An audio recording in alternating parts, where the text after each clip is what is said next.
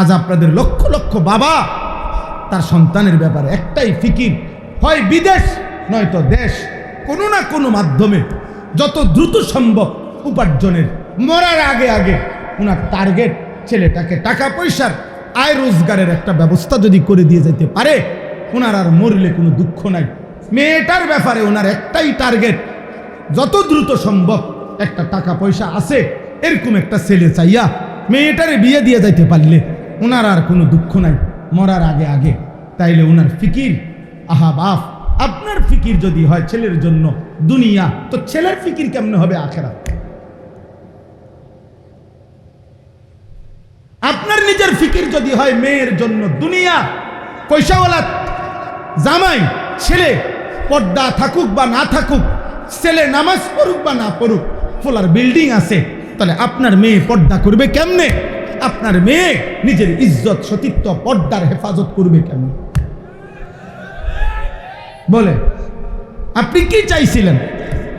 আপনি তো আখেরাত চান নাই, আপনি তো আল্লাহর কাছে বলেন নাই, আখেরাতের কোনো প্রস্তুতি তো নেন নাই আপনি। আমি আপনাদের কাছে দেরি করব না, অনেক রাত হয়েছে, আমি খুব দ্রুতই শেষ করে দিচ্ছি। আমি মনে করাই দিলাম, ইব্রাহিম আলাইহিস সালামকে আল্লাহ তাআলা 5টা বলছি উদাহরণ, মোট 7টা উদাহরণ দেওয়া আল্লাহ। 6 নম্বর উদাহরণ হইল আল্লাহ তাআলা বলছে, ইজ ক্বালা লাহু রব্বুহু আসলিম ক্বালা আসলামতু লিরাব্বিল আলামিন। প্রত্যেকবারে ইব্রাহিম আলাইহিস সালামকে আল্লাহ বলছে, ইব্রাহিম তুমি আমার আনুগত্য করো, ইসলাম আনো, মানে ইসলাম মানো মানে আমি আল্লাহর আনুগত্য করো। ইব্রাহিম আলাইহিস সালাম প্রত্যেকবারে বললেন, যদি 30 বার হয় পরীক্ষা তো 30 বার, যদি 70 বার পরীক্ষা হয়, ওই বেটা মোবাইল উঠায় ওরা, সাবধান। আব্বা আমার এটা, আমারই মনে করো বদ অভ্যাস, আমি এটা, ওই বেটা বুট খাইতেছে আমি কিছু বলি নাই, কিন্তু তুমি মোবাইল আলগি দিছো আমি বলছি।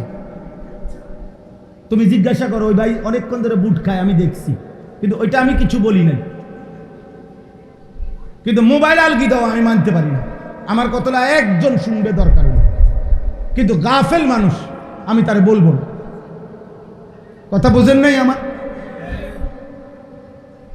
বলুক বাইরে কথা বলুক, চিন্তা করুন, আহা সবাই শুনবে এটা জরুরি না, আমার নজরের মানুষ আমার কাছে আমানো। কথা বুঝেন নাই আপনারা? মানে চোখের সামনে আমার যে কয়েকজন শ্রোতা, এরাই আমার আল্লাহর পক্ষ থেকে আমার কাছে আমানো। আপনাদের সময়ের হেফাজত করা, আপনাদেরকে কিছু বলা, এটা আমার জিম্মাদারি, কিন্তু বাইরে যে তারে আমার জিম্মাদারি না। কথা বুঝেন নাই এখন? এই জন্য আমি বাহিরে চিল্লা খেতে নাচ হোক। এই দিন আমি গত বৃহস্পতিবার, বিশ্বাস করেন আপনাদের সত্য কথা বলি, ঢাকা যাত্রাবাড়িতে একটা মাদ্রাসা, 7 তলা ভবন আর কি, একটা মার্কেট বিল্ডিংয়ের 6 তলা এবং 7 তলা, এই 2 তলা হলো মাদ্রাসা, 2 তলা এবং 3 তলা হলো কমিউনিটি সেন্টার। ওই দিন আমি এই গত বৃহস্পতিবারে রাত্রে এই 7 তলায় ওলামায়ে কেরামের সাথে দ্বীনি মুযাকারা কথাবার্তা বলতেছিলাম রাত্রে, প্রায় 12:30 থেকে 2টা পর্যন্ত, রাত 2টা, এই 2 ঘন্টার কাছাকাছি হবে, 12টা 2টা পর্যন্ত। এই 2 ঘন্টায় আমরা এখানে কথা বলছি, দ্বীনি আলোচনা করছি, ওই 2 তলায় এবং 3 তলায় কমিউনিটি সেন্টারে। এই পুরাটা টাইম ফুল সাউন্ডে ডেকসেট বাঁধছে এবং নর্তকী নাচছে, কারে কসম খোদা। আমি মৌলানা সাহেবরে বলছি, মৌলানা 1 সেকেন্ডের জন্য আপনি টেনশন করেন না, এটাই দুনিয়া, এই আলো অন্ধকার মিলে দুনিয়া, এর জন্য এটা দুনিয়া।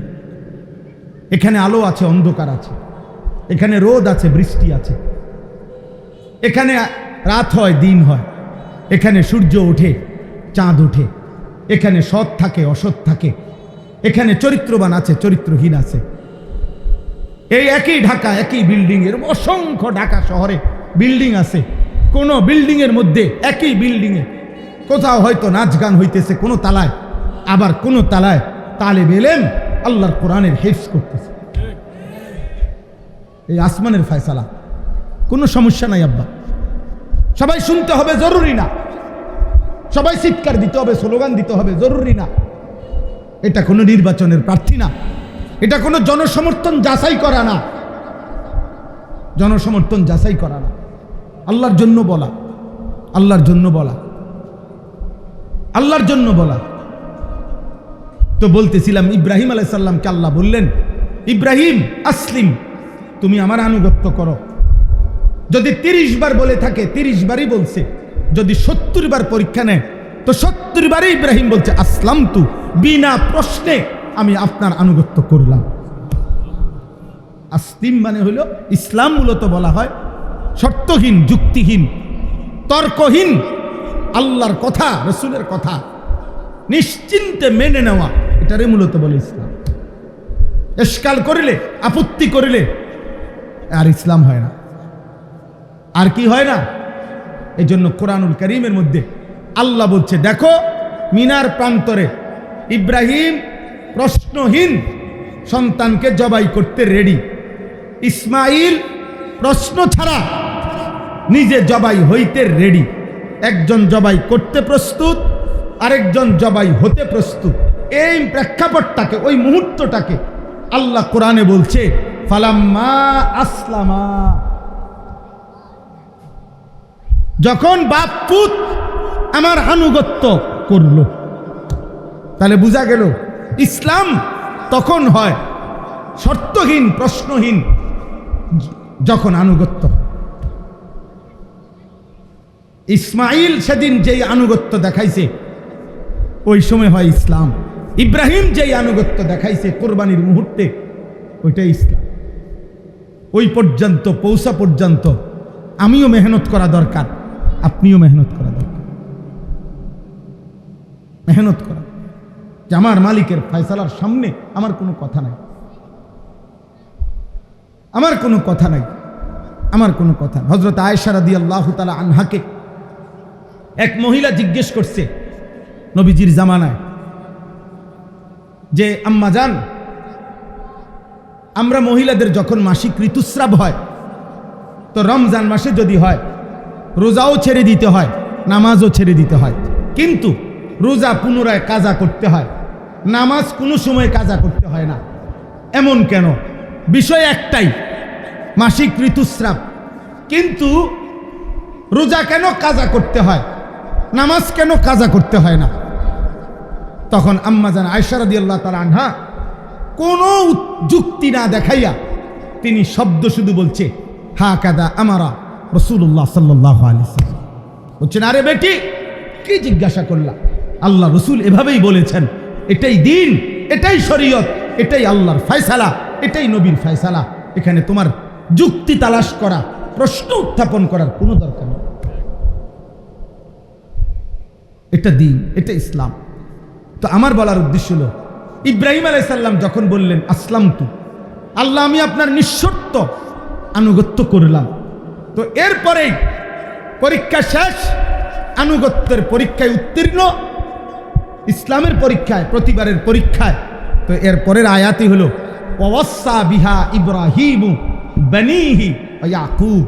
আল্লাহ বলেন, আমার ইব্রাহিম এবং আমার ইব্রাহিমের পরবর্তী বংশধর ইয়াকুব, তারা উভয়ই তাদের সন্তানদেরকেও এই একই ওসিয়ত মৃত্যুর পূর্বে করে গেলেন, ইয়া বানিয়া ইন্নাল্লাহা আস্তাফা লাকুমুদ্দিন, আল্লাহর পক্ষ থেকে মনোনীত দিন আল্লাহ তোমাদের জন্য নির্বাচিত করেছেন। হে আমার সন্তানগণ, ফালা তামুতুন্না ইল্লা ওয়া আনতুম মুসলিমুন, তোমরাও মৃত্যু পর্যন্ত আল্লাহর আনুগত্য চূড়ান্ত করা ছাড়া মৃত্যুবরণ করো না, কবরে যাইও না। ফালা তামুতুন্না।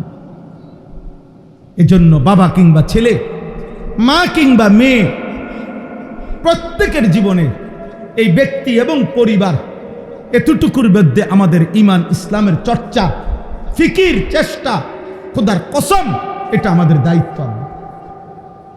একজন বাবা, আপনারা যারা বাবা, এখানে দুই শ্রেণী মানুষ। এক শ্রেণী অভিভাবক, কোনো না কোনোভাবে আপনি অভিভাবক, হয় স্বামী, নয় বাবা, নয় দাদা, নয় চাচা, নয় নানা, নয় মামা, নয় ফুফা, নয় বড় ভাই, নয় দুলা ভাই, একটা না একটা কিছু আমনে। তাহলে আপনার অধীনে কেউ না কেউ আছে। আরেক শ্রেণী হলো তোমরা যারা কোনোভাবেই এখন দায়িত্বশীল না, বরং অবিবাহিত। তোমরা এখন কিশোর, যুবক, নওজোয়ান, অবিবাহিত ছেলে। তাহলে উভয় শ্রেণীর জন্য কথা হলো ইসলাম, তোমরা যারা অবিবাহিত সিঙ্গেল, তোমার নিজের জন্য বাধ্যতামূলক।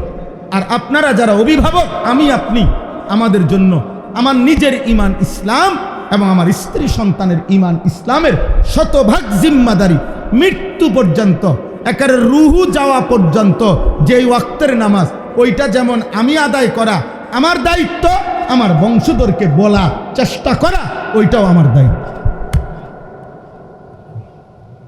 এই জন্য নবী সাল্লাল্লাহু আলাইহি সাল্লাম শেষ ওয়াক্ত নামাজও আদায় করছেন, জোহরের ওয়াক্ত হয় নাই, ফজরের নামাজ আদায় করে জোহরের ওয়াক্ত হওয়ার পূর্ব মুহূর্তে আল্লাহ নবী সাল্লাল্লাহু আলাইহি সাল্লাম ইন্তেকাল করছেন। কিন্তু যাওয়ার সময় আম্মাজান আয়েশাকে বলছেন, আমার উম্মতকে বইল আমি যাচ্ছি আমার মালিকের কাছে, আর তুমি আয়েশার মাধ্যমে আমার উম্মতকে বলে গেলাম আসসালাত আসসালাত। আমার উম্মতরে বইল যে তোমাদের নবী শেষবারের মতো বলে গেছে নামাজ নামাজ, শেষবারের মতো। যদি ভালোবাসো কাউকে, নবীকে, তাহলে আখিরি ওসিয়ত নবীর, ভুলো না নামাজ, নামাজ ভুলো না। এই জন্য বাব্বা এটা জিম্মাদারি, এটা জিম্মাদারি। আপনাদের কাছে যে আয়াত দুইটা পড়ছি, এই দুইটা আয়াতের মূল মাকসাদ এটাই। এক নাম্বার হলো, একজন মুমিন হিসাবে আমরা কোনোভাবেই কোনো গুনাহ পাপ করা আমাদের জন্য সমীচীন না। গুনার বদলায় পাপ করলে না দুনিয়াতে কোনো কিছু পাবেন, না আখেরাতে কিছু পাবেন। এই হলো প্রথম কথা। গুনাহের কারণে দুনিয়াও কিছু মিলে না, দুনিয়াও কিছু মিলে না, গুনাহের কারণে আখেরাতও মিলে না। ওয়া ইন্নাল ফুজুরা ইয়াহদি ইলান নার।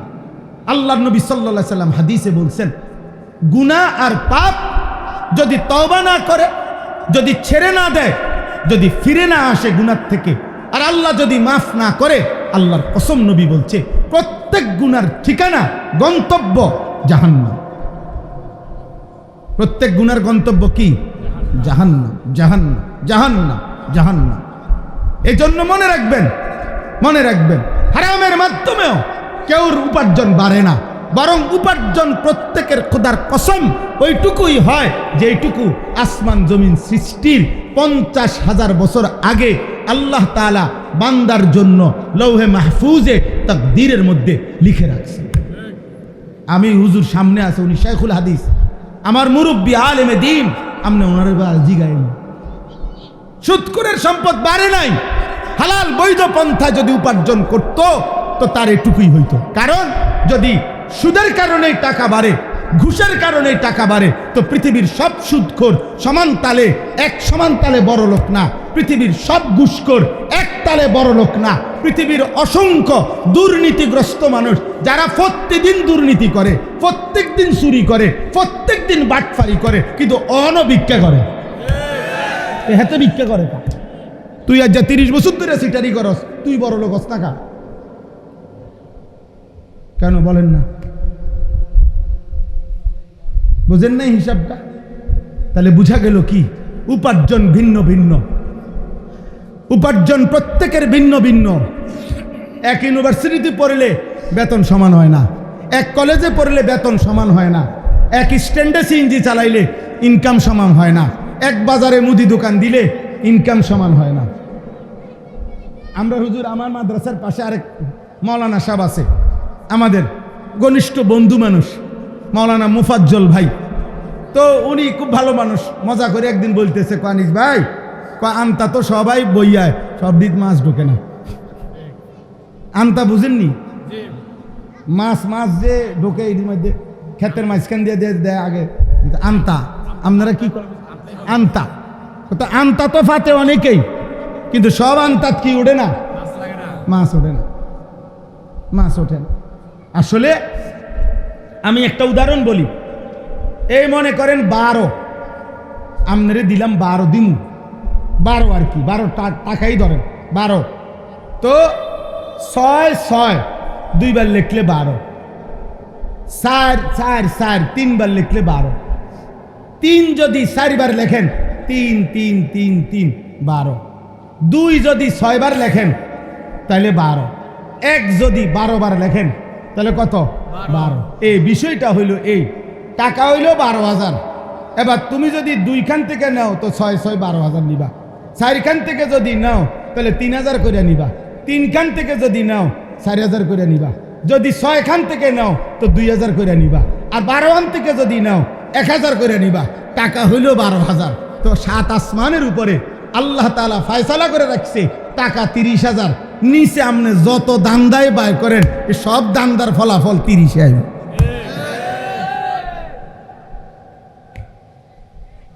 আপনি 6 করে নেন আর 4 করে নেন, 3 করে নেন আর 2 করে নেন আর 1 করে নেন, ফলাফল আসবে কত? 12। হ্যাঁ, এটা বুঝা উচিত। কুল্লুন ফি কিতাবিম মুবিন। আল্লাহ কোরআনে বলছে রিজিকের পূর্ণাঙ্গ ফয়সালা। ওমা মিন দাব্বাতিন ফিল আরদি ইল্লা আলাল্লাহি রিজকুহা ওয়া ইয়ালামু মুস্তাকাররাহা ওয়া মুস্তাওদাআহা কুল্লুন ফি কিতাবিম মুবিন।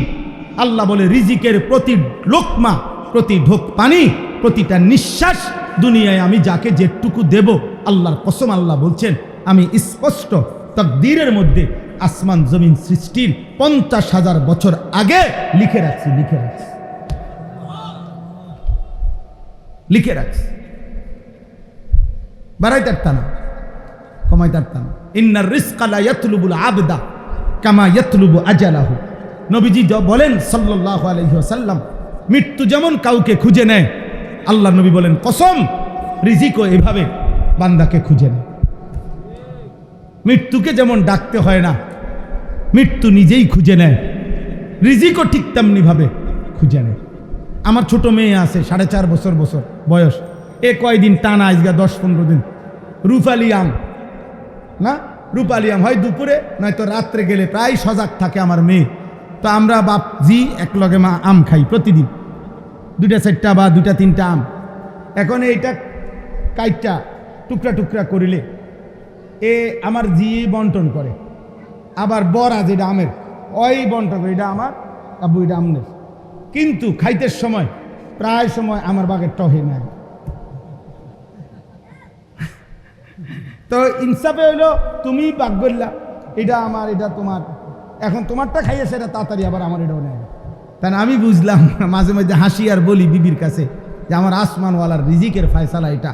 মালিক যেন বলে জানিস তোমার জি বন্টন করলেও হইতো না, তুমি বন্টন করলেও হইতো না, আমি আসমানে আমি রব্বুল আলামিন যেভাবে বন্টন করেছি সেভাবেই সেভাবেই। এমনও টুকরা আছে আমের আমি কাছে নিয়ে আইছি মুখে, ওইখান থেকে আমার হাতের থেকে নিয়ে খাইয়া গেছে। এটা বুঝাইলাম আর জাস্ট। তাহলে রিজিক কোথায়? আসমানে। আসমানে রিজিক আসমানে। অতএব আব্বা শুধু দুনিয়া, আমরা মোমেন, আমরা মুসলমান, আনুগত্যই আমাদের জিন্দিগি, ইসলাম আমাদের জীবন, আখিরাত আমাদের জিন্দিগি। আমরা মরব এটাই আমাদের নিশ্চিত বিশ্বাস। আমাদেরকে আল্লাহর মুখোমুখি হইতে হবে, এটা আমাদের ইয়াকিন। আমাদের মিজানের পাল্লায় আমাদের আমল ওজন হবে, এটা আমাদের ইয়াকিন। আল্লাহর মুখোমুখি আমল নামা নিয়ে আমাদেরকে দাঁড়াইতে হবে, এটা আমাদের ইয়াকিন। ফুলসেরাত আমাদেরকে পার হইতে হবে, এটা আমাদের ইয়াকিন। আমাদেরকে জান্নাত বা জাহান্নামে যেতে হবে, এটা আমাদের ইয়াকিন। জান্নাতে গেলে চিরস্থায়ী, জাহান্নামে গেলেও চিরস্থায়ী আব্বা। এই সত্য, এই স্পষ্ট। এত হাজার এত লাখো আম্বিয়া আজকে 1000 বছর ধরে এই বক্তব্য, 1450 বছর ধরে কোরআনের এই কথাগুলো, এত আউলিয়া, এত পীর, এত বুজুর্গ, এত উলামা, এত মুহাদ্দিসিন, এত সাহাবা, এত তাবিঈন, আদম থেকে নবী পর্যন্ত সাল্লাল্লাহু আলাইহি সাল্লাম, 1.25 লাখ আম্বিয়ার বক্তব্য। এত কিছুর পরে এত বক্তব্য, এত আহ্বান, তাওরাত, জবুর, ইনজিল, কোরআন, এত আসমানি কিতাবের বক্তব্যের পরে আখিরাত মিথ্যা হইতে পারে না। অতএব দোস্ত, তুমি ভুলে গেলে আল্লাহ তোমারে ছাড়বে না। তুমি মনে করো না, তোমরা যে কয়জন ছেলে গরমে কষ্ট করছো আব্বা, আমি অনুরোধ করি আল্লাহকে ছেড়ে দিও না, আল্লাহকে ভুলো না। ভুল করছো আব্বা, ভুল করছো। ধরে নাও বাপ কোনোদিন বলে নাই, কিন্তু আল্লাহ ছাড়বে না। ধরে নাও মা কোনোদিন ধরে নাই, কিন্তু খোদার কসম আল্লাহ ছাড়বে না। নাফরমান সন্তান তোর একটা একটা সেজদা ছেড়ে দেওয়ার কারণে তোরে হাজার লক্ষ বছর জাহান্নামের আগুনে পুড়তে হবে রে আব্বা। তুই মরে যাবি বাপ, তুই কষ্ট পাবি রে বাপ। এমন আগুনে পুড়বি যে আগুন তোরে তাকাদু তামাইয়াজু মিনাল গাইজ কোরআনে আছে।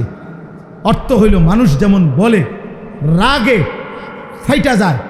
তাফসীর ইবনে কাসিরের মধ্যে লেখছে, এক ডেকচি পানিতে যদি এক ডেকচি পানি মনে করেন 1 কেজি চাউলের ভাত রাঁধতে, এরকম এক ডেকচি পানিতে 1 কেজি চাউলের ভাত রান্নার জন্য যে পরিমাণ পানি দিলে 1 কেজি চাউলের ভাত রাঁধতে পারবো, এতটুকু পানি উতরাইতে উতরাইতে একেবারে টকবক করতেছে, চুলা তখনও চলতেছে, পানিও সর্বোচ্চ উতরাইছে। এই অবস্থায় যদি 1 কেজি চাউল না দিয়া যদি ওই 1 কেজির পাতিলের মধ্যে 4টা চাউল 10টা চাউল দেয়, গুন্না গুন্না, কল্পনা করেন তো আব্বা, নিচে পুরা আগুন জ্বলতেছে আর চুলার পানিটাও টকবগে গরম হয়ে গেছে। এই সময়ে এই 10টা চাউল 4টা চাউল কি পরিমাণ ঘুরবে আগুনটার গরমটার মধ্যে। আল্লাহর কসম, আল্লাহ তাআলা বলছেন, তাফসীরে লিখছে, এই আয়াতের অর্থ হলো এটা, জাহান্নামীকে যখন জাহান্নামে ফেলা হবে, জাহান্নামের এই তীব্র আগুন একটা সেকেন্ডের মধ্যে পুরা জাহান্নামে তার শরীরটাকে রেজা রেজা করে পুরা জাহান্নামে ছিটায় ফেলবে।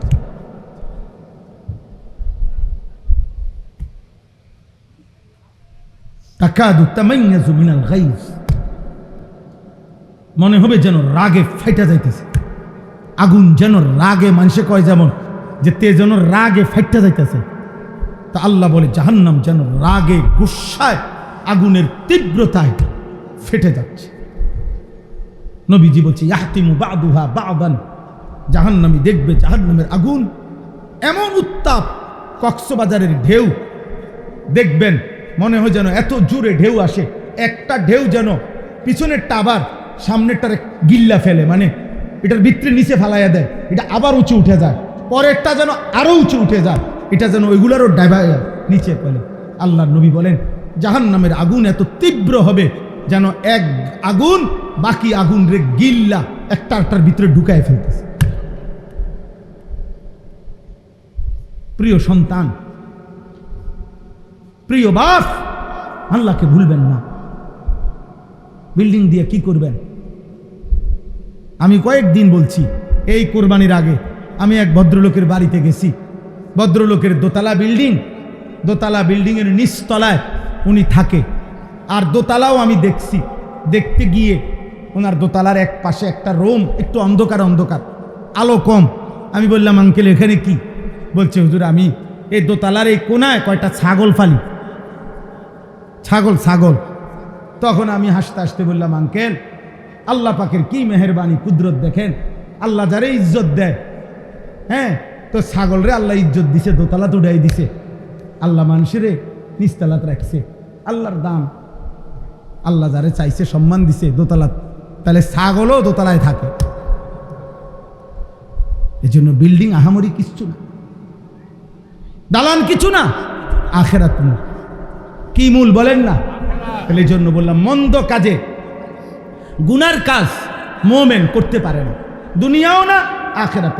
গুনাহ দিয়ে পায়খানা দিয়ে দুনিয়ারও কিছু পরিষ্কার হয় না, আখেরাতের কিছু পবিত্র হবে না।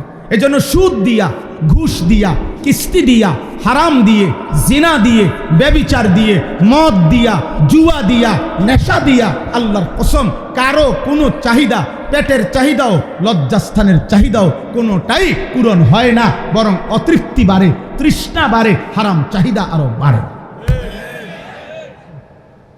এই জন্য হাত জোড় করে একটা ছেলেকে বলল, দোস্ত এত নারী না দেখা হালাল পবিত্র স্ত্রীর জন্য অপেক্ষা করো। হারাম কর বাপ, হারাম রোজগার না করে হালাল টুকু দিয়ে সন্তানের জন্য রেখে যাও, বাকি দুনিয়া সেই দেখবে। আপনি মরে গেল পৃথিবীতে উপার্জন থাকবে। সাফ বললাম। এজন্য গুনাহ দিয়ে দুনিয়াও অর্জন হয় না, আখিরাতও অর্জন, বরং প্রত্যেকের জীবনে তাই হয় যা আল্লাহর ফয়সালা আগের থেকে, যা কি আগের থেকে। আমরা ছোটবেলায় উস্তাদের মুখে আরবি একটা গল্প শুনছিলাম। আরব দেশের এক শায়েখ, এক বয়স্ক মুরব্বী, ওনার ঘোড়া নিয়া আপনার মসজিদের সামনে আসছে নামাজ পড়তে। আরবি গল্প আর কি, ছোট্ট গল্প। তো মসজিদে যখন ঢুকতে যাচ্ছে, ওনার ঘোড়াটা যে বান দিব রশিটা কোনো জায়গা পাচ্ছে না। তখন একটা ছেলেকে বলছে, বাবা তুমি ঘোড়াটা, আমার ঘোড়ার লাগামটা ধরে রাখো, আমি নামাজটা পড়েই আসতেছি তুমি। তখন উনি নামাজ পড়তে ভিতরে গেছে, ছেলেটা এই ফাঁকে ঘোড়ার লাগামটা খুললা এটা নিয়া ঘোড়াটারে ছেড়ে দিয়া সে গেছে গাড়িটা নিয়ে। এটা নিয়ে আসে 5 দিরহামে একটা দোকানে, এই ঘোড়ার লাগাম বিক্রি হয় যেখানে, ওর কাছে বেচ চালাইছে। বুঝছেন নি কথা? ওই চলে গেছে বাইক। এখানে এই লোক নামাজ পড়ে পকেটের থেকে 5টা দিরহাম, মানে ধরেন 5 টাকা, তো 5 টাকা বের করছে, ওই জামানার কথা। তো 5 দিরহাম বের করছে, মনে মনে নিয়ত করে রাখছে ছেলেটা নিশ্চয়ই দাঁড়ায় আছে, কষ্ট করছে, তারে এই টাকাটা হাদিয়া দেব কিছু খাইতে। বাইর হইয়া দেখে ঘোড়াও নাই, লাগাম, গোড়াই নাই, লাগাম আইব করতে, গোড়াই নাই, ফুলাও নাই। তা হতাশ হইয়া একটু আগে বাইরা তালাশ করতেছে ঘোড়া। কিছু দূর যাওয়ার পরে রাস্তার পাশে পাইছে ঘোড়াটা দাঁড়াইয়া আছে, ঘাস খাইতেছে। তো ঘোড়াটাকে ধরছে, ধরে তো এরপরে এটা কারো কাছে রাইকা বা যেটাই করছে, এরপরে একটা লাগাম জিজ্ঞাসে মানুষের দোকান কোথায় কোথায় পাওয়া যায়। তো মনে করেন কাছাকাছি দোকানের ঠিকানা বলাতে এই লোক ওই দোকানে গেছে, গিয়েই দেখছে সামনেই যেখানে লাগামগুলো ঝুলানো আছে, তার লাগাম যেটা ছিল এটাও দেখা যাইতেছে, এটা ঝুলানো। তো উনি গিয়েই এটার দাম জিগাইছে যে ভাই এটা কত বিক্রি করবেন? কয় যে দেখেন আপনার সাথে আমি 900 বলার কিছু নাই, আমার একটা ছেলে আমার কাছে এটা বিক্রি করতে আসছে কিছুক্ষণ আগে, আমি 5 দিরহাম দিয়া এটা কিনছি, আপনি আমাকে ওই মূল্য দিয়েই নিতে পারেন। তো উনি 5 দিরহাম দিয়া এটা কিন্না তখন তিনি এই কথাটা বলছেন। মানে আমরা ছোটবেলায় ওস্তাদের মুখে নসিহত হিসাবে এটা শুনছি যে ওই বৃদ্ধ নামাজি ব্যক্তিটা বলছে, হায় বাচ্চা, আহা বাবা, এই 5টি দিরহাম তো হালালভাবে আমি তোমার জন্য রেডি করছিলাম, তুমি কেন হারামভাবে নিলে? বুঝেন নাই কথাটা? উনি তো তার এই 5 টাকাই দিত, কিন্তু এবারের কাছ থেকে নিলে এটা কি হইতো? কিন্তু এখন যেমনি নিচ্ছে এটা কি হইছে? তাহলে টাকা সমানই, টাকা কি সমান। এই জন্য ধনী বলেন আর গরিব বলেন, সম্পদশালী বলেন আর সম্পদহীন বলেন, এটা আল্লাহর ফয়সালার ভিত্তিতে হয়, আল্লাহর ফয়সালার ভিত্তিতে হয়। এটা কোরআনের আয়াত, ইন্না রব্বি ইয়াবসুতুর রিজকা লিমান ইয়াশাউ ওয়া ইয়াকদির। আল্লাহ যাকে চায় রিজিক বেশি দেয়, আল্লাহ যাকে চায় রিজিক কম দেয়। হযরতে উসমান নাম শুনছেন? নবীজির সাহাবী, কথা বলে না? এক যুদ্ধে শুধু তাবুকের যুদ্ধে হযরত উসমান একাই আল্লাহর রাস্তায় 600 উট দান করছে। আজ থেকে 1450 বছর আগে যিনি 600 উট দান করে এক যুদ্ধে, সেই উমর আরে উসমান সারা জীবন দান করছে কি পরিমাণ, আর সেই উসমানের সম্পদ ছিল কি পরিমাণ। হযরত আব্দুর রহমান ইবনে আউফ রাদিয়াল্লাহু তাআলা আনহু মদিনার বাজারে এক দাঁড়ানোতে একদিন 100 উট রসদ বোঝাই, মাল বোঝাই 100 উট এক দাঁড়াইয়া আল্লাহর রাস্তায় সাদাকা করছে, দান করছে। ওনার ব্যবসা কত বড় ছিল। আচ্ছা, তার বিপরীতে দেখেন হযরত আবু হুরায়রা, নাম শুনছেন না? নবীজির সাহাবী কিনা? বহুদিন, অসংখ্য দিন এমন গেছে যে তিনি মসজিদে নববীর বারান্দার মধ্যে উপর হইয়া পইরা কাঁপতেন, এমনি মৃগী রুগী, খিচুনি রুগীর মতো কাঁপতেন সারা শরীর। তো সাহাবারা এভাবে ধরতো, উনারে পাও টিপতো, হাত পাও টিপ্পা দিত যে আহা আবু হুরায়রার খিচুনি উঠছে, এটা বলতো ওনারা।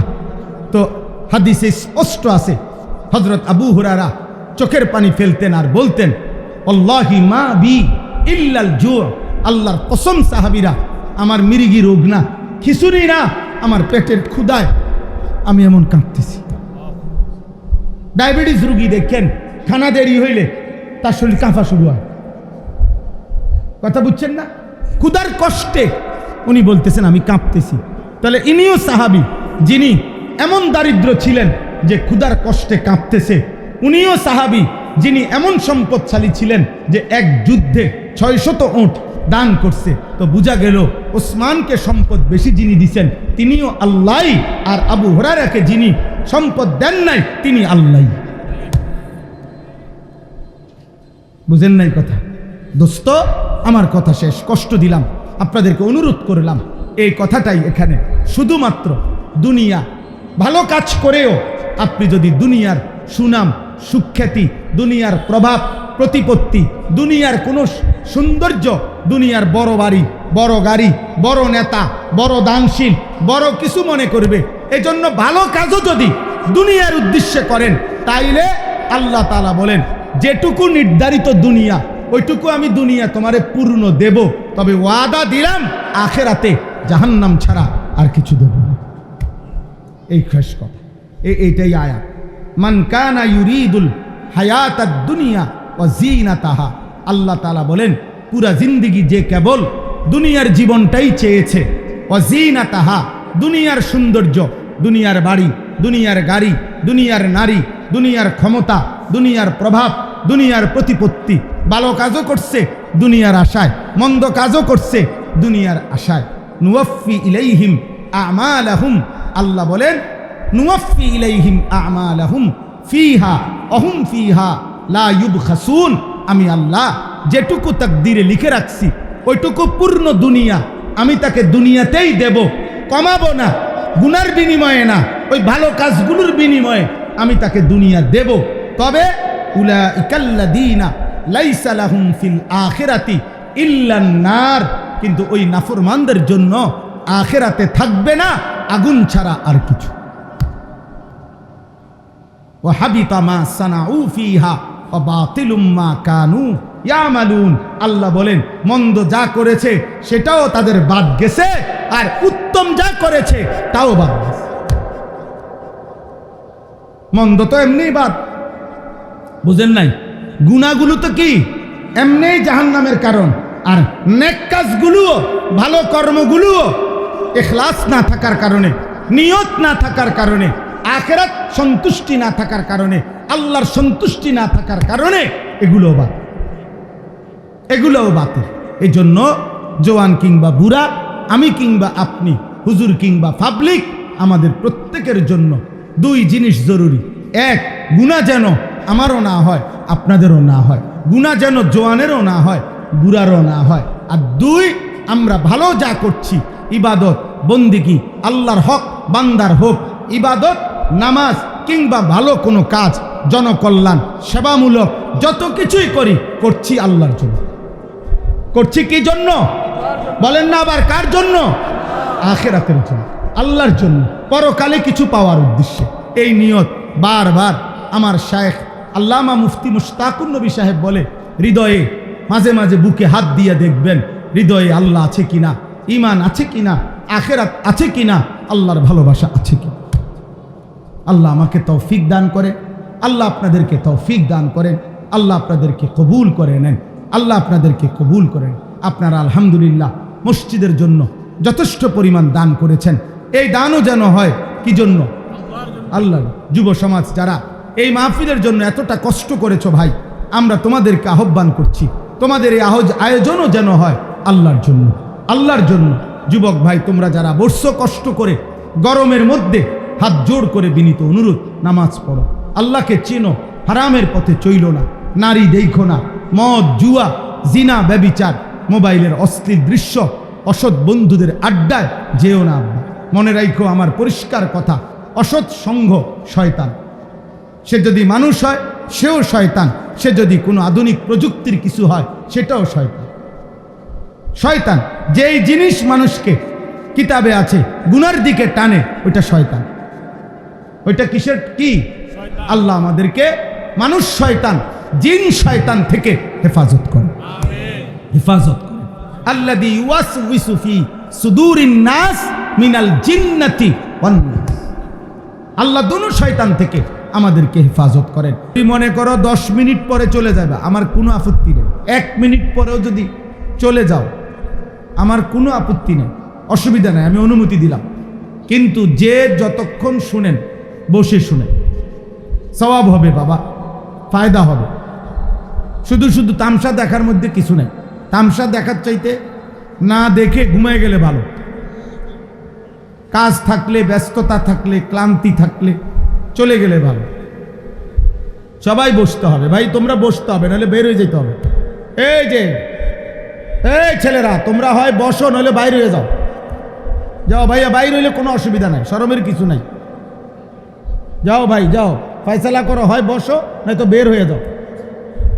যাও আব্বা, একটা সমাধান করো, হয় বসো নয়তো বাইর হয়ে যাও, সমস্যা নাই বাবা। এদিকে তোমরা বসো আর নয়তো বাইর হও। না না, বসতে হবে, তুমি উঠবে বইতে। ও তুমি মাইকওয়ালা, ঠিক আছে ঠিক আছে। আপনি বাইক ম্যান? হ্যাঁ মাশা।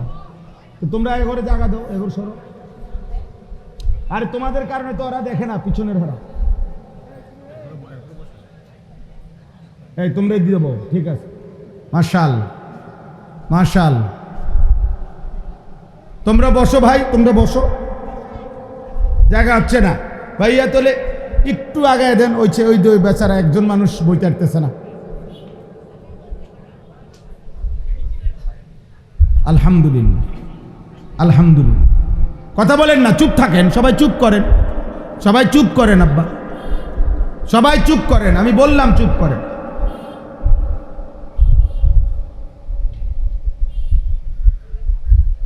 যেই বলুক, একেবারে আপনার মহল্লার হুজুরে বলুক আর যিনি বলুক, বয়স্ক মুরব্বী, জওয়ান হুজুর, জনপ্রিয়, অপরিচিত, এটা কোনো কথা না। কথা হলো আল্লাহর কথার প্রতি আন্তরিক হও। এটা আল্লাহর আদেশ, আল্লাহর আদেশ এটা। ফাসতামিউ লাহু ওয়া আনসিতু। আমার কোরআন যখন পড়া হয় আল্লাহ বলছে তোমরা মনোযোগ দিয়ে শোনো এবং চুপ থাকো, এটা আল্লাহর আদেশ। অতএব সেটা যদি একটা ছোট বাচ্চাও পড়ে, আল্লাহর কথার প্রতি মনোযোগ দেওয়া, চুপ থাকা, চাই সেটা মক্তবের বাচ্চা হোক, এটা জরুরি, এটা আল্লাহর আদেশ, আল্লাহর আদেশ। এর জন্য দোস্ত আমি অনুরোধ করলাম, সবাই মিলে আমরা মনোযোগ দিলে ভালো হবে। আল্লাহ আমাদেরকে তৌফিক দান করে। স্বেচ্ছাসেবক ভাই, মাহফিলের ইন্তেজামের সাথে যারা জুড়ে আছো, তোমরাও কষ্ট করে সাথীদেরকে, ছেলেদেরকে বসাইবার চেষ্টা করো, বুঝাইয়া বলো যে ভাই হুজুরে বসতে বলছে, আমার নাম দিয়েই বলেন, বসাইতে চেষ্টা করে। বসা এটা আল্লাহর কথা শুনবার ক্ষেত্রে আদব। হযরত জিবরাইল আলাইহিস সালাম যখনই রাসূলুল্লাহ সাল্লাল্লাহু আলাইহি সাল্লামের কাছে আসতেন মানুষের আকৃতিতে, হাদিসে স্পষ্ট আছে, এসে আদবের সাথে নবী সাল্লাল্লাহু আলাইহি সাল্লামের সামনে বসতেন। ওই বেয়াদব বাইর করে দাও, এই যে বেয়াদব, মাথা নামাচ্ছ কেন? বাইর হও বেটা, বাইর হও। আব্বা মাথা নামায়ও না, তোমার মতো ফালতু ছেলে চলে গেলে ভালো আব্বা।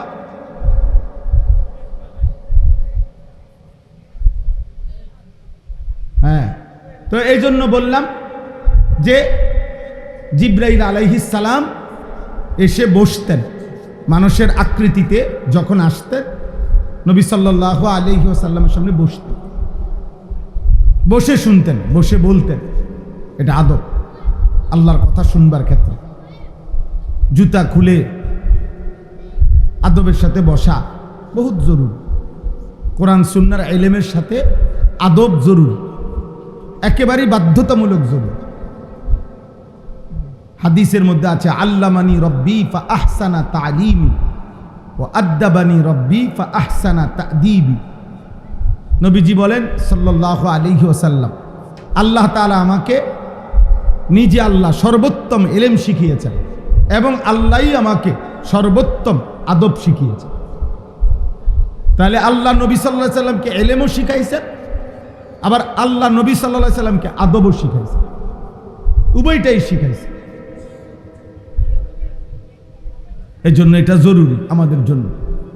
এই যে নামাজ, দাঁড়াবে কিভাবে, রুকু দিবে কিভাবে, সেজদা দিবে কিভাবে, নামাজের মধ্যে রুকুতে হাতগুলো রাখবে কিভাবে, সেজদাতে হাতের আঙ্গুল কিভাবে থাকবে, এই সব কিছু জিব্রাইল আল্লাহর পক্ষ থেকে 2 দিন 5 ওয়াক্ত করে 10 ওয়াক্ত নামাজ নবী সাল্লাল্লাহু আলাইহি সাল্লামকে পিছনে দাঁড় করিয়ে জিব্রাইল ইমাম হয়ে মেরাজ থেকে আসার পরে 2 দিন দেখাইছে আগে। এরপরে নবীজি সাল্লাল্লাহু আলাইহি সাল্লামকে বলছেন যে এখন থেকে আমি আপনাকে যেভাবে দেখাইলাম এভাবেই আপনি আপনার উম্মতের ইমানদারদেরকে নিয়ে নামাজ আদায় করুন। নবী সাল্লাল্লাহু আলাইহি সাল্লাম এরপরে মিম্বরে দাঁড়াইয়া 2 দিন পরে তিনি এবার সাহাবাদেরকে দেখাইছেন, সাহাবাদের দিকে ফিরে। এরপরে তিনি বলছেন এবার তোমরা আমাকে যেভাবে দেখছো, সাল্লু কামা রাআইতুমুনি উসাল্লি, এবার তোমরাও এভাবে নামাজ পড়ো। এজন্য দাঁড়ানো, উপর হওয়া, হাতের আঙ্গুল, পায়ের আঙ্গুল, চোখের নজর, দৃষ্টি, সব কিছু ইসলামে নিয়ন্ত্রিত। ইসলামে নিয়ন্ত্রিত। বাহ্যিক অঙ্গ প্রত্যঙ্গের ব্যাপারেও ইসলামে সুনির্দিষ্ট দিক নির্দেশনা আছে, আভ্যন্তরীণ বিষয়েও ইসলামে সুনির্দিষ্ট দিক নির্দেশনা আছে। 1 গ্লাস পানি পান করতে নবী সাল্লাল্লাহু আলাইহি সাল্লাম পানির পাত্রে নিঃশ্বাস ফেলতেন না, আবার কমপক্ষে 3 ঢোকে মানে 3 নিঃশ্বাসে পানি পান করতেন। তাহলে নিঃশ্বাস কোথায় ফেলেন এটার মধ্যে নবীর সুন্নাত, কয়বার ফেলছেন নিঃশ্বাস এটাও নবীর সুন্নাত। তাহলে ইসলাম আমাদের নবী সাল্লাল্লাহু আলাইহি সাল্লাম উম্মতের নিঃশ্বাসটা পর্যন্ত ঠিক করে দিয়েছে। কোথায় বাম পাও আগে, কোথাও ডান পাও আগে, হিসাব করে বুঝাই দিছেন কি না বলো? তাইলে রুকুতে আঙ্গুল রাখতে হয় ছড়াইয়া, সেজদাতে আঙ্গুল রাখতে হয় মিলাইয়া। এটার কি আছে?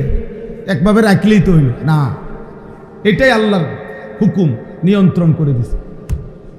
তাইলে সব কিছু ইসলামের মধ্যে আব্বা নিয়ন্ত্রিত। নিয়ন্ত্রিত। ইসলাম সুন্দর, ইসলাম পবিত্র, ইসলাম সুশৃঙ্খল, ইসলাম চমৎকার। আল্লাহর বিধান সামঞ্জস্যপূর্ণ, এতেদাল, ভারসাম্যপূর্ণ। শরীর, স্বাস্থ্য, মন, মেজাজ, পরিবেশ, পরিস্থিতি, পারিপার্শ্বিকতা, প্রেক্ষাপট, অবস্থা, যুগ চাহিদা, সামাজিক বিষয় সব কিছুতে ইসলামের যাবতীয় বিধান সামঞ্জস্যপূর্ণ, ইনসাফপূর্ণ, ভারসাম্যপূর্ণ। এই জন্য এটা জরুরি। পাত্তা না দিলে তো দিলেন না, কিন্তু যে গুরুত্ব দেয়, যে মনোযোগী হয় ইসলামের বিধিবিধানের, তার জীবন সুন্দর হয়, তার জিন্দেগি সুন্দর হয়। ইসলামের যাবতীয় বিষয় আসে কেউ যখন নিজের মধ্যে গ্রহণ করে তার জীবন সুন্দর হয়। আল্লাহ আমাদেরকে মানার তৌফিক দান করে, বুঝার তৌফিক দান করে। আলহামদুলিল্লাহ আলহামদুলিল্লাহ নাহমাদুহু ওয়া নাস্তাঈনুহু ওয়া নাস্তাগফিরুহু ওয়া নু'মিনু বিহি ওয়া নাতাওয়াক্কালু আলাইহি ওয়া নাউযু বিল্লাহি মিন শুরুরি আনফুসিনা ওয়া মিন সাইয়্যিআতি আ'মালিনা মান ইয়াহদিহিল্লাহু ফালা মুদিল্লা লাহু ومن يضلله فلا هادي له ونشهد أن لا إله إلا الله وحده لا شريك له ونشهد أن سيدنا وحبيبنا ومولانا محمدا عبده ورسوله أما بعد فأعوذ بالله من الشيطان الرجيم بسم الله الرحمن الرحيم মান কানা ইউরিদুল হায়াতাদ দুনিয়া ওয়াজিনাতাহা নুওয়াফি ইলাইহিম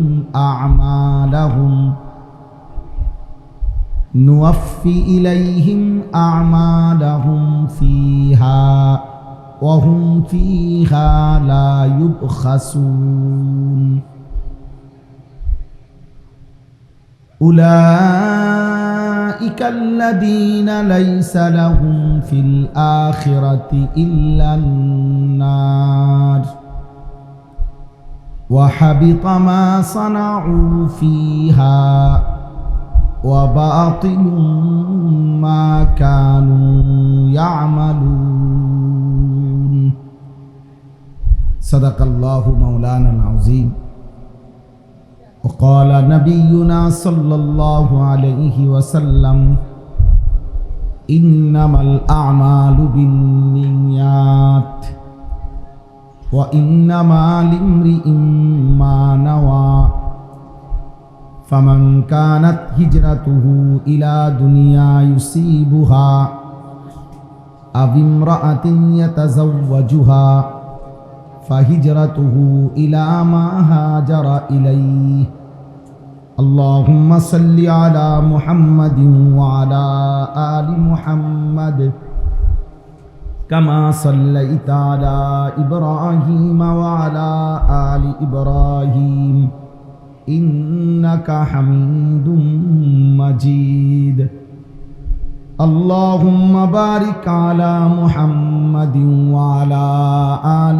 محمد كما باركت على إبراهيم وعلى آل إبراهيم إنك حميد مجيد سبحانك لا علم لنا إلا ما علمتنا إنك أنت العليم الحكيم الحمد لله আল্লাহ পাক রব্বুল ইজ্জত জুল জালাল ওয়াল ইকরামের ফজল কারম রব্বুল আলামিনের অপরিসীম ইহসান মেহেরবানি দয়া আল্লাহ তাআলা আমাদেরকে আজ 14 জুলাই 2026 রোজ মঙ্গলবার কুমিল্লা জেলা হোমনা উপজেলাধীন দৌলতপুর মিঠাই ভাঙ্গা কবরবাসীদের রুহের মাগফিরাত কামনায় যুব সমাজ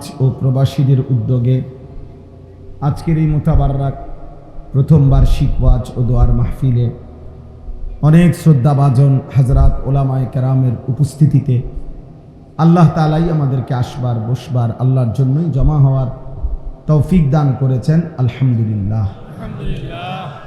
সবার কাছে বিনীত অনুরোধ 40-50 মিনিট সময়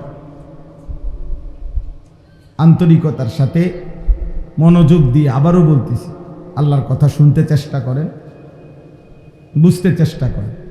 যুবক ভাই, তোমরাও গরমে কষ্ট হইল অল্প একটু সময়ের জন্য উঠাউঠি করো, কিছুটা কষ্ট হবে।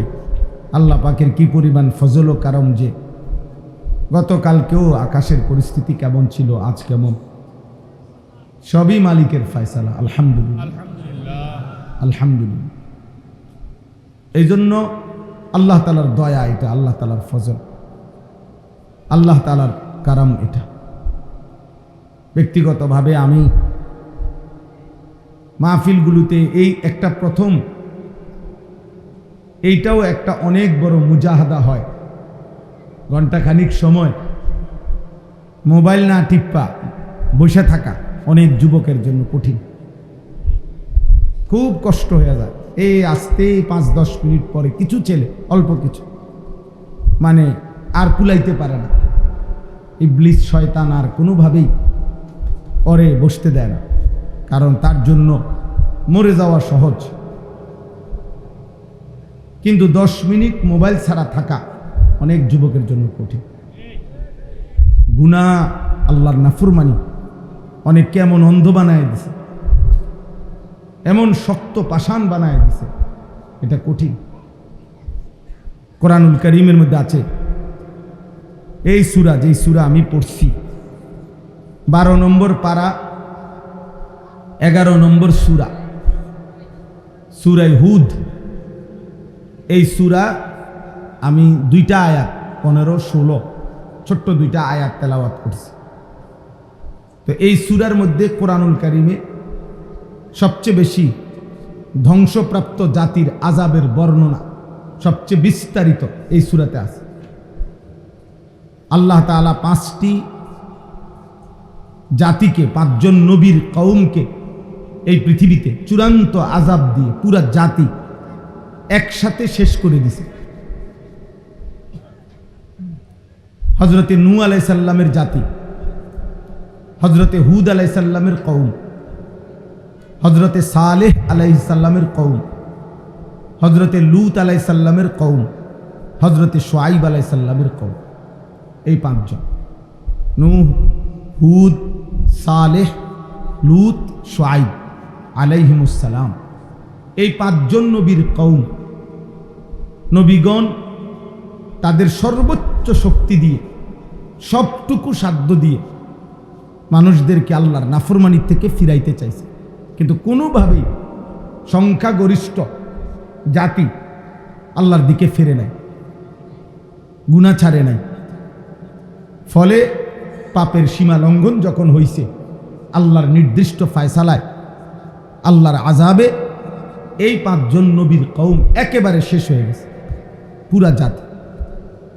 فأصبحوا لا يرى إلا مساكنهم فأصبحوا في دارهم جاثمين فأصبحوا في ديارهم جاثمين فجعلنا عاليها سافلها وأمطرنا عليهم حجارة من سجيل। এইভাবে আল্লাহ তাআলা বর্ণনা দিয়েছেন একটার পর একটা, যে একটা মানুষও বাঁচে না, পুরা জাতি শেষ হয়ে গেছে, পুরা জাতি নাফরমানি আর পাপের সীমা লঙ্ঘন করছে। তো ওইখানে আছে বারবার আল্লাহ তাআলা ওই জাতির নাফরমানি এবং আল্লাহর আযাবের পরে কথা যখন শেষ করছে এক একটা কওমের, তো আল্লাহ তাআলা বারবারই বলছে, কোথাও বলছে ইন্নাহুম কানু কওমান আমিন, বন্ধু আসলে মূলত এরা গুনাহ আর নাফরমানিতে অন্ধ হয়ে গেছে। কোথাও বলছে নবী, হে আমার জাতি, ওয়া নাসাহতু লাকুম ওয়ালাকিন লা তুহিব্বুনান নাসিহিন, আহা আমি তোমাদেরকে আল্লাহর আযাব আসার পূর্ব পর্যন্ত কত না উপদেশ দিয়েছি, কিন্তু আসলে বাস্তব কথা হলো কোনোভাবেই তোমরা উপদেশ নসিহত পছন্দ করছো না। তোমাদের কাছে কোনোদিনই আল্লাহর কথা, উপদেশ, নসিহতগুলো ভালো লাগে না। ফলে আজ তোমরা ধ্বংস হয়ে গেল। আল্লাহ বলছে লা আমরুকা ইন্নাহুম লাফি সাকরাতিহিম ইয়ামাহুন, বন্ধু আপনার কসম, নবীজিকে বলছে যে বন্ধু আপনার কসম দিয়া বলতেছি, আপনার জিন্দেগির কসম, এই নাফরমানগুলো গুনাহ আর নাফরমানির মাতলামিতে অন্ধ হয়ে আছে, মাতাল হয়ে গেছে গুনাহ এবং অন্ধ হয়ে আছে। লাফি সাকরাতিহিম ইয়ামাহুন, নাফরমানির মাতলামিতে এই পরিমাণ উল্লাস, এই পরিমাণ অসভ্যতা, এই পরিমাণ অশ্লীলতার বেহায়াপনা, এই পরিমাণ নোংরামি, যে যেন মাতাল হয়ে গেছে, যেন হুঁশ নাই, যেন অন্ধ হয়ে আছে। এইভাবে বারবার আব্বা, আমি একটা ছেলেকেও বললাম,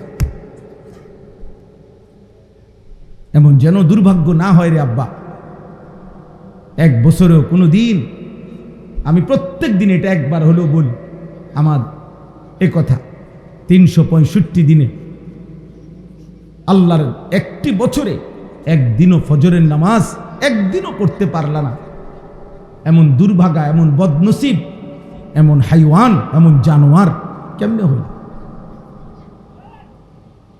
মুসলমানের ঘরে এমন নিকৃষ্ট সন্তান কেমনে হল? এমন নিকৃষ্ট জানোয়ার হইলা কেমন? 365 দিনে একদিনও, 1 বছরে কপালে একটা সেজদা জোটে নাই ফজরের? ছি ছি ছি। 60 বছর একটা হায়াত পার করে ফেলল, একটা লাইন কোরআন শরীফের একটা পৃষ্ঠা শুদ্ধ করে পড়তে পারলেন না, এমন বদনসিব হায়াত কেন হল? এমন একটা লম্বা হায়াত শেষ করে ফেললেন চাচা, এত লম্বা বয়স শেষ করলেন। 60 বছর 50 বছরে আল্লাহর কোরআনের একটা পৃষ্ঠা দেখে দেখেও শুদ্ধ পড়তে পারেন না, এমন দুর্ভাগা জীবন শেষ কইরা কবরে যাচ্ছেন। কি নিয়ে যাচ্ছেন? কি নিয়ে যাচ্ছে বলে? এই জন্য বললাম, আল্লাহ তাআলা বলছেন, নবীগণ বলছেন, আহা হে আমার জাতি, কোনোভাবেই তোমাদেরকে নসিহত পছন্দ করাইতে পারলাম না। ওয়ালাকিন লা তুহিব্বুনান নাসিহিন। উপদেশ দাতাদেরকে তোমরা কোনোভাবেই ভালোবাসলা না, পছন্দ করলা না, যে তোমাদেরকে জাহান্নাম থেকে ফিরাইতে চায়, আল্লাহর দিকে ফিরাইতে চায়, কোনোভাবেই তার কথা পাত্তা দিলা না। এই জন্য দোস্ত, বাবা, ভাই আমার, বন্ধু আমার, এটা জরুরি বিষয়। কলিজা যেন এমন না হয়, হৃদয় যেন এমন শক্ত পাষাণ পাথর না হয় যে কোনোভাবেই দিল নড়ে না, সামান্যতম বিবেক নড়ে না, এমন পাষাণ হয়েও না আল্লাহর দোহাই। এই পরিমাণ গুনাহ করো না যে দিল আর কোনো দিন তোমার আখিরাত মনে করায় না, আর কোনো দিন কবর মনে করায় না। আজকে যেখানে মাগরিব বাদ বয়ান করছি আমরা, একটা খোলা মাঠে, ছোটখাটো মাঠ, বয়ান শেষে আমরা ওইখানে এশার নামাজ পড়ছি। তো এশার নামাজ যখন আমি পড়তেছি, আমরা ঠিক একেবারে মনে করেন এখান দিয়ে আমরা নামাজ পড়িয়ে এই বরাবর এখান দিয়ে 2-3টা দোকান, ওই মাহফিলটার ওইখানে আর কি খোলা জায়গাটা, এখান দিয়ে রাস্তা, এখানে খোলা।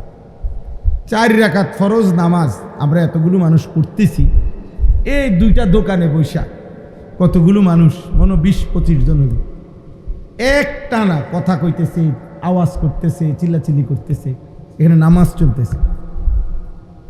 সালাম ফিরাইয়া আমি অনেকক্ষণ তাকাইয়া রইলাম, অনেকক্ষণ, 2-4-5 মিনিট মনে চাইলাম আর মানুষগুলার যে আহা এত বড় বিবেকহীন কেমনে রে হইল,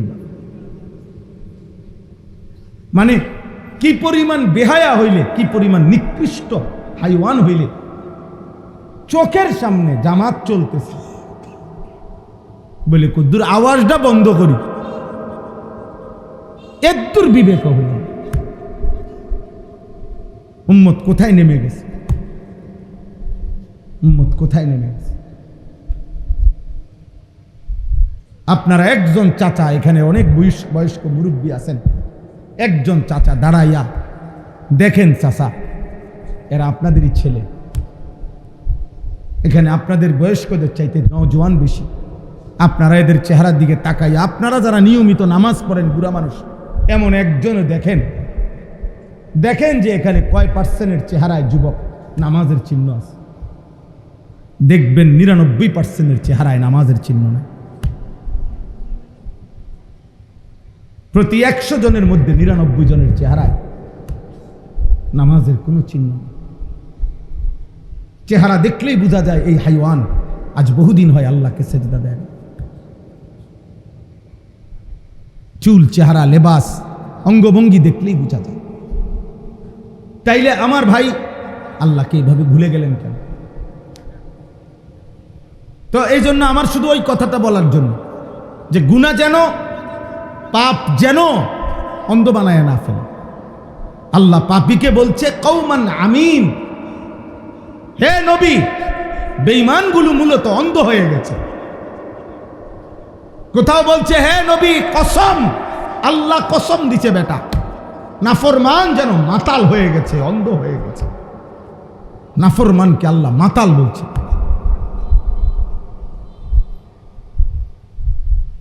মাতাল বলছে, হ্যাঁ হ্যাঁ।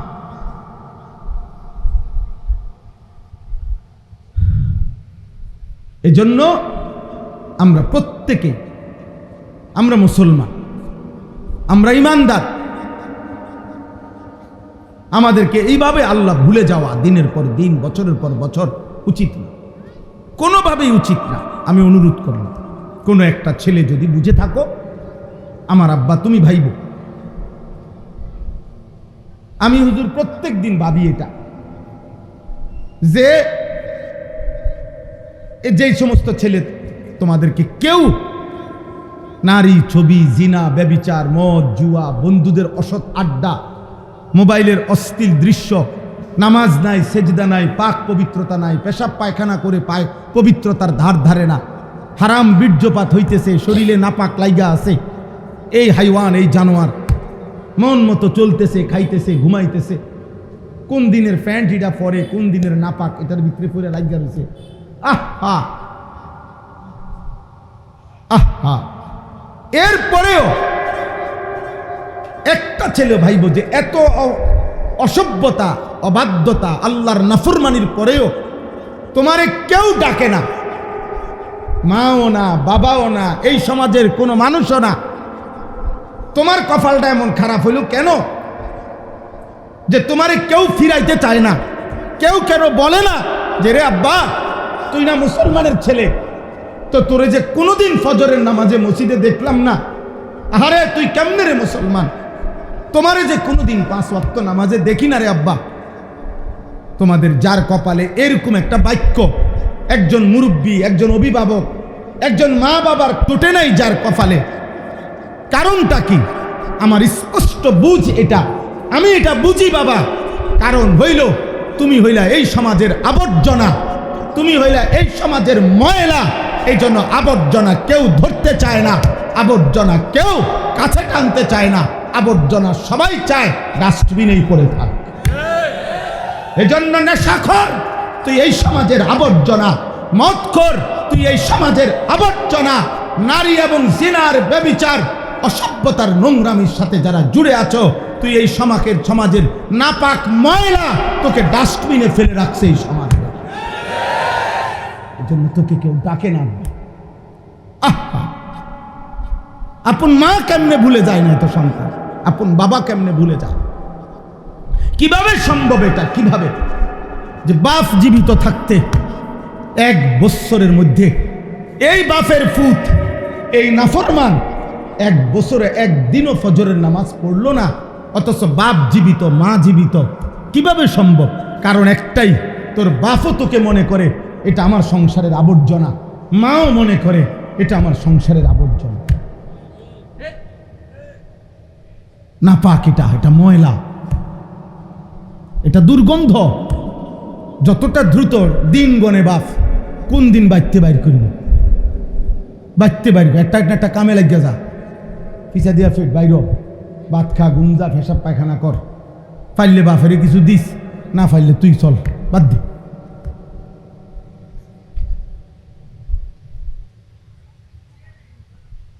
আফসুস।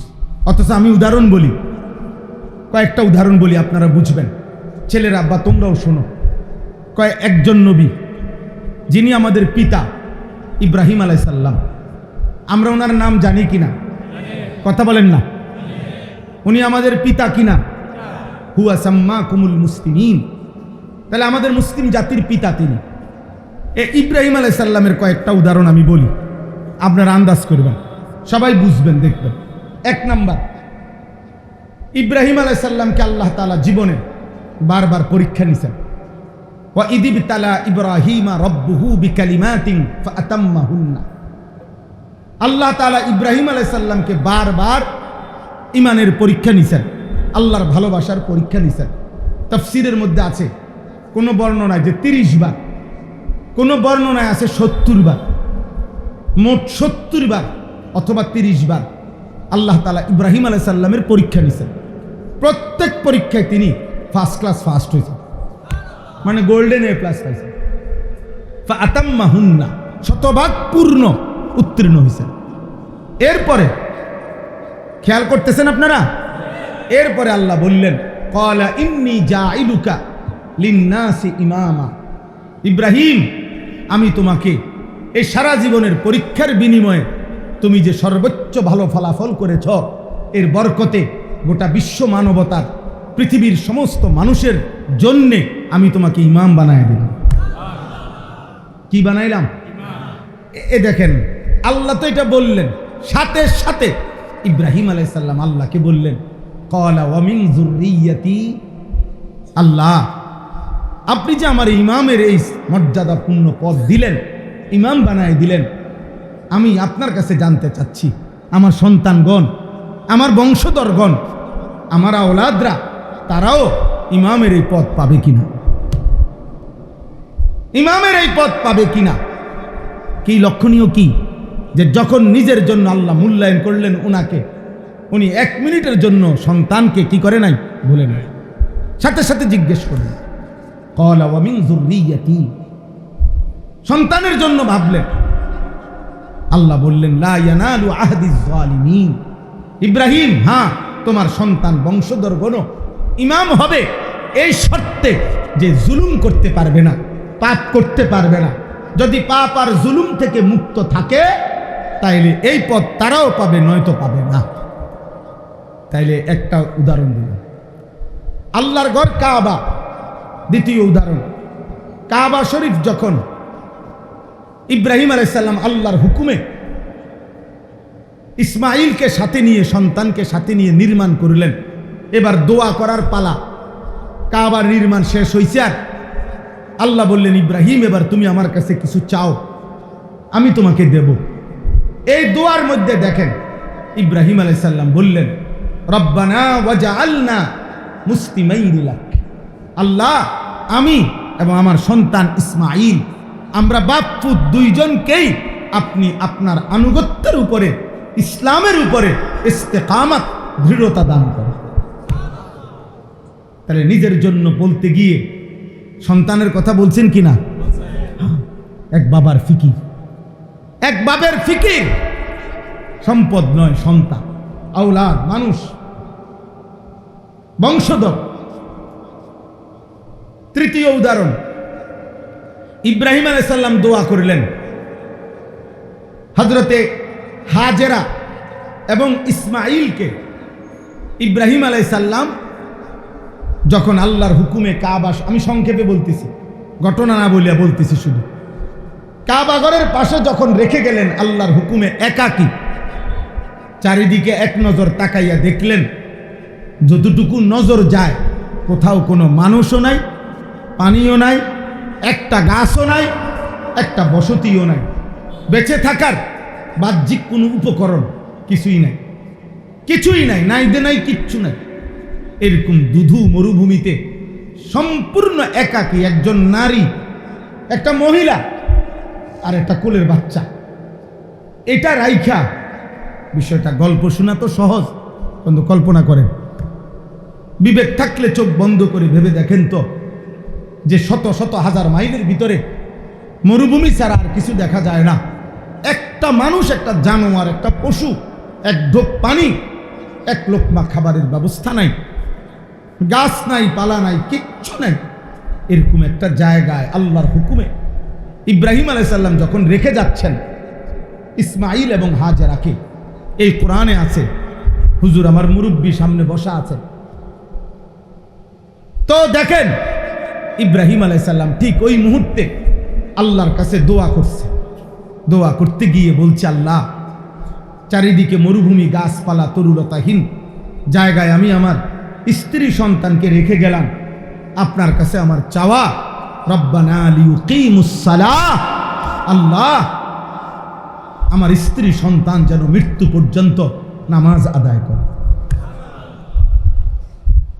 এই পরিস্থিতিতে যেখানে এক ঢোক পানির ব্যবস্থা নাই, খাবারের ব্যবস্থা নাই, সেখানে এক বাপের ফিকির সন্তানের নামাজ, এক স্বামীর ফিকির স্ত্রীর কি নামাজ। 4 নম্বর, ইব্রাহিম আলাইহিস সালাম নিজে সহ যখন মক্কা নগরী পুরাপুরি আবাদ করলেন, তখন ইব্রাহিম আলাইহিস সালাম দোয়া করলেন, মানে নিজে সহ যখন আল্লাহ থাকার অনুমতি দিছে পুরাপুরি, তখন ইব্রাহিম আলাইহিস সালাম দোয়ার মধ্যে এবার বললেন, রব্বি জাআল হাদাল বালাদা আমিনান আল্লাহ এই নগরী পুরা মক্কাকে আপনি নিরাপদ নগরী বানায় দেন। ওয়াজনুবনি ওয়া বানিয়া আন না'বুদাল আসনাম, আমাকে এবং আমার সন্তানদেরকে মূর্তি পূজা থেকে, পাথরের পূজা থেকে, মূর্তির পূজা থেকে হেফাজত করেন। তাহলে এক বাবা এখানেও দেখেন শিরিক থেকে মুক্ত থাকার জন্য, মূর্তি পূজার থেকে বেঁচে থাকার ক্ষেত্রে নিজের জন্য দোয়া করছেন, সন্তানের জন্য কি করছেন? দোয়া করছেন, দোয়া করছেন। 5 নাম্বার উদাহরণ শুনেন, ইব্রাহিম আলাইহিস সালাম আল্লাহর কাছে দোয়া করছেন। একজন নবীর উদাহরণই বলতেছি, রব্বি জাআলনি মুকিমাস সালাহ ওয়া মিন যুররিয়াতি। আল্লাহ আপনার কাছে আমার ফরিয়াদ, আপনি আমাকে পূর্ণ নামাজি বানান। ওয়া মিন যুররিয়াতি, এবং আমার সন্তান বংশধরদেরকেও আপনি পূর্ণ নামাজি বানান, পূর্ণ নামাজি বানান। আব্বা তাহলে বলেন, এক বাবার ফিকির সন্তানের জন্য, বংশধরের জন্য বারবারই যখন বলছে তোমাকে ইমাম বানাইলাম, বংশধরের জন্য চাইছেন। যখন আল্লাহ তাআলা কাছে দোয়া করার সুযোগ হয়েছে, প্রত্যেক দোয়ার মধ্যে সন্তানের ঈমান, সন্তানের নামাজ, সন্তানের শিরিক থেকে মুক্তি, সন্তানের আখিরাত, এক বাবা ঈমানদার বাপ এটাই আল্লাহর কাছে চাইছে, এটাই আল্লাহর কাছে চাইছে। আজ আপনাদের কাছে আমার আফসোসের কথা এটাই, এই মাহফিল আল্লাহ কবুল করে নেন, আপনাদেরকে ঈমান আমলের জীবন দান করেন। আলহামদুলিল্লাহি রাব্বিল আলামিন। আল্লাহুম্মা আনতাস সালাম ওয়া মিনকাস সালাম, তাবারাকতা ইয়া দাল জালালি ওয়াল ইকরাম। মাওলায়ে করিম, আপনি মাফ করে দেন, আপনি মাফ করে দেন, আপনি মাফ করে দেন। আয় করিম, মাফ করে দেন, মাফ করে দেন, মাফ করে দেন। আপনার কথাই শুনছিলাম, আখিরাতকে ভয় করছিলাম, জাহান্নামকে ভয় করছি মাওলা, আগুনকে ভয় পাই মাওলা। আপনি হেফাজত করেন, আপনি হেফাজত করেন, আপনি হেফাজত করেন। আগামী জীবন আপনি সুন্দর করে দেন, ঈমান আমলের জীবন দান করেন। সেজদাওয়ালা কপাল বানিয়ে দেন, কাঁদনেওয়ালা চোখ বানিয়ে দেন, জিকিরওয়ালা জবান বানিয়ে দেন, মোহব্বতওয়ালা দিল বানিয়ে দেন, সুন্নতওয়ালা জীবন বানিয়ে দেন। আল্লাহ, আল্লাহ আপনি দয়া করেন, আপনি দয়া করেন। এই কিশোর যুবক ছেলেগুলোকে নামাজি বানিয়ে দেন, আপনি সকলকে উত্তম বিনিময় দেন। 1 টাকার সাদাকা এত বরকত দেন, লাখ টাকার দান এত বরকত দেন। যার যত নেক মাকসাদ আছে আপনি পূরণ করে দেন। আয় আল্লাহ, প্রবাসী ভাইরা ইন্তেজামের সাথে শরীক ছিল, আল্লাহ ওনাদেরকে বিদেশের জমিনে ভালো রাখেন, ভালো রাখেন মাওলা, ভালো রাখেন। আল্লাহ প্রবাসীর বিবি বাচ্চাদেরকে নামাজি বানায় দেন, পর্দানসীন বানায় দেন, পর্দানসীন বানায় দেন, চরিত্রবান বানায় দেন। আমাদের সকলের জীবন সুন্দর করে দেন, আখিরাত সুন্দর করে দেন। আল্লাহ এই মাহফিল কায়েম দায়েম করে দেন। আজকের এই আয়োজনের মধ্যে বরকত দান করেন। আল্লাহ যার যত নেক তামান্না আছে পূরণ করে দেন। বন্যার্ত মানুষগুলোকে আল্লাহ হেফাজত করেন, মুসিবতগ্রস্ত মানুষগুলোকে আপনি হেফাজত করেন। আল্লাহ আপনি দয়া করেন আমার এই ছোট্ট দেশ মাওলা, ডুবাইয়ের না মাওলা, ডুবাইয়ের না মাওলা। আল্লাহ পানি দিয়ে ভাষায় দিয়েন না, আল্লাহ আপনি দয়া করেন, আপনি মেহেরবান মাওলা, আপনি মেহেরবান। সারা পৃথিবীর ইমানদারদেরকে হেফাজত করেন, মজলুমদেরকে রেহাই দিয়ে দেন, জালিম পাপীদেরকে ধ্বংস করে দেন, কিংবা হেদায়েত দিয়ে দেন। আল্লাহ আপনি দয়া করেন, আপনি দয়া করেন, আপনি দয়া করেন। রব্বির হামহুমা কামা রব্বায়ানি সগীরা। সুবহান রাব্বিকা রব্বিল ইজ্জাতি আম্মা ইয়াসিফুন। আসসালামু আলাইকুম ওয়া রাহমাতুল্লাহি ওয়া বারাকাতুহু। প্রিয় ভাই, সবার কাছে অনুরোধ হলো, হাতে ধরা মোবাইল দিয়ে ভিডিও বা রেকর্ড করা যাবে না, আমি নিষেধ করলাম। এরপরে আমি খুতবা পড়ার পরে যারে দেখবো তারে কিন্তু ধমক দেব এবং চেষ্টা করব বাইর করে দিতে। এই জন্য দয়া করে যার ধৈর্য কুলায় এমনি শুনবেন। মানে হাতে যাদের মোবাইল ধরা, হাতে মোবাইল ধরে একজনও ভিডিও বা রেকর্ড করবেন, এতে মনোযোগ হয় না। যত হই হুল্লুর হাঙ্গামাই করেন তেমন কোনো ফায়দা নাই। একটি মাহফিলের মধ্যে চিৎকার চেঁচামেচি করা তেমন কোনো বিশেষত্ব নাই, এবং লোক উপস্থিতি বা মানুষ শ্রোতা কম হওয়া বা বেশ হওয়া এর মধ্যে আহামরি তেমন কোনো বৈশিষ্ট্য নেই। এটা তেমন কিছুই না। এই জন্য দয়া করে প্রত্যেকে মনোযোগ দিয়ে কিছু কথা নিজের জন্য শুনলে ফায়দা। কোনো বক্তার পরিচিতির দ্বারা কারো কিছু আসে যায় না। আমি কিংবা যেই হোক, কোনো বক্তাকে খুব মানুষ চিনে, এতে তেমন কোনো আসে যায় না। এটা আলাদা কোনো বিশেষত্ব নাই, তেমন কিচ্ছু নাই এটা। এই জন্য এই যে দুই একজন বেয়াদব এখনো মোবাইল হাতে ধরে রাখছে, এই জাতীয় দুই একজন বেয়াদব বের হয়ে গেলে ভালো হয়, অথবা এমন বেয়াদব আমি বের করে দেওয়ার চেষ্টা করি। সাবধান, আমি স্পষ্ট নিষেধ করলাম। ধৈর্যে না কুলাইলে চলে গেলে ভালো, চলে গেলে ভালো ভাই, আমার কোনো আপত্তি নেই, কোনো আপত্তি নেই। কিন্তু মোবাইল হাতে ধরে রাখা যাবে না, এতে মনোযোগ হয় না, দিল জমে না, নিজের ফায়দা হয় না। তোমরা যারা দাঁড়িয়ে আছো নওজোয়ান, এদিকে এখনো অনেক জায়গা আছে, তোমরা এদিকে এসে বসো, আসো ভাই ভিতরে আসো। এই যে ছেলেরা এদিকে যাও বাবা।